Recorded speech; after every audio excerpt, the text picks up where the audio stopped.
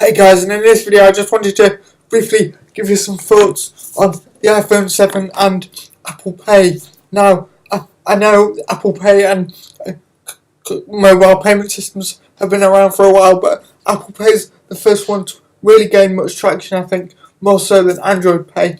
And I've recently acquired an iPhone 7 and just started using Apple Pay, so I thought I'd give you my thoughts on it. But the unique take about this video is I'm going to give you my thoughts on it from the perspective of someone who's mobility impaired, because there's not much of that on YouTube or in terms of the reviews, and there are a couple of things that I've noticed. So I'm not going to talk about Apple Pay in general, and going to talk about specific issues in relation to mobility and whether it's easier to pull out a phone or to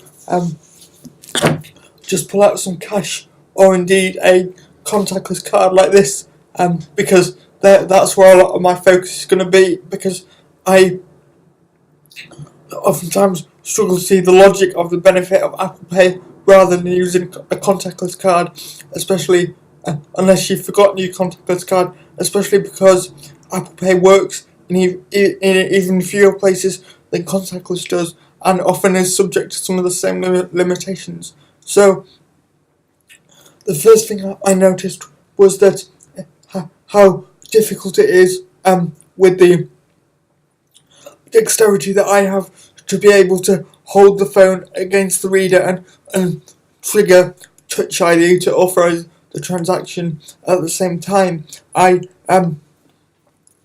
Touch ID actually works surprisingly well and much better on my hands than any other fingerprint recognition technology has. It's surprisingly accurate, but when I was trying to hold it against the reader, for example, I live in London now, and the tube has contactless access, but while I was trying to hold it against the reader and scan it, my fingerprint at the same time, the fingerprint wouldn't actually scan because I was doing it at the wrong angle to be able to hold it against the reader and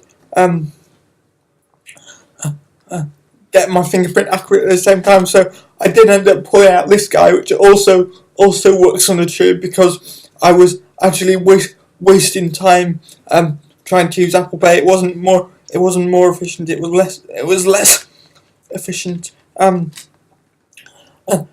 this is the one trick that I want to show you. Really, this is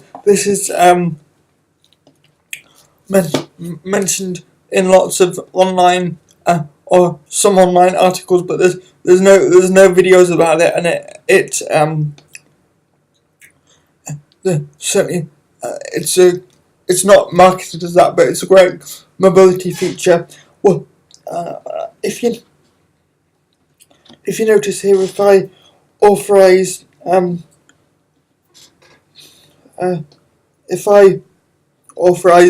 Touch ID on my device, which you can do by tapping the home button twice while your phone's locked, you can see it says, instead of saying touch to authorize transaction, it says touch near reader to pay. Hopefully you can see that. That then means you have approximately a minute to authorize the transaction. So then when you go up to the reader, you can just use it like a contactless card because it's already authorized, and you don't actually need to pull your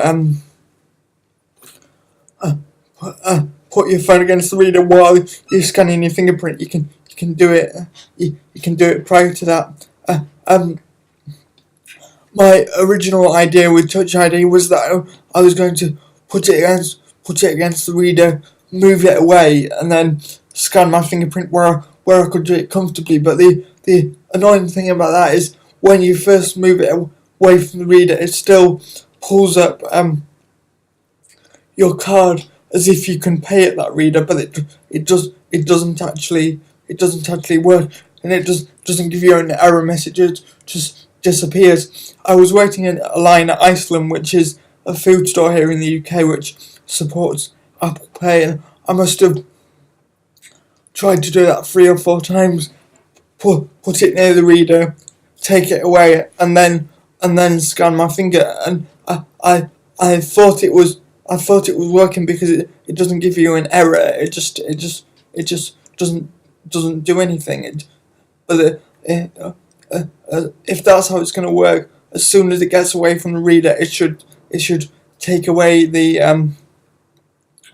it should take away Google Wallet, so that it's not confusing in terms of when you can and can not authorize the transaction and have it work. So that's the main tip I want to share with you. But another interesting thing is that a lot of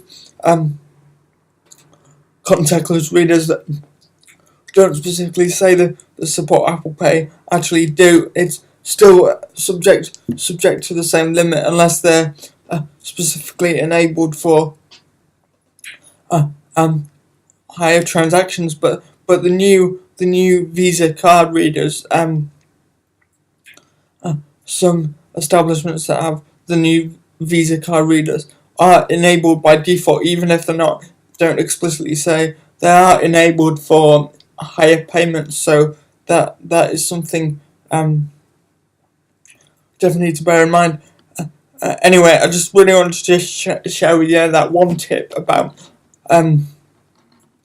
pre-authorizing the being able to pre-authorize the payment before you actually go up to the reader, because then if you're going up to a checkout, for example, and you touch the reader within a minute of doing that, you don't have to have your finger on the device when you do it, so it makes it a hell of a lot easier for someone without only the use of one hand,